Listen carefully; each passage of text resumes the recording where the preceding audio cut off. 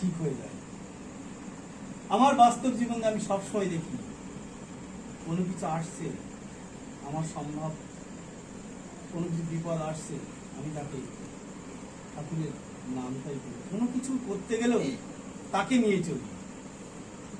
আর আমরা দেখছি যারা ঠাকুরের নাম নিয়েছি, ঠাকুর বলছেন যে ইষ্টভীতিটা ঠিকঠাক করে করি।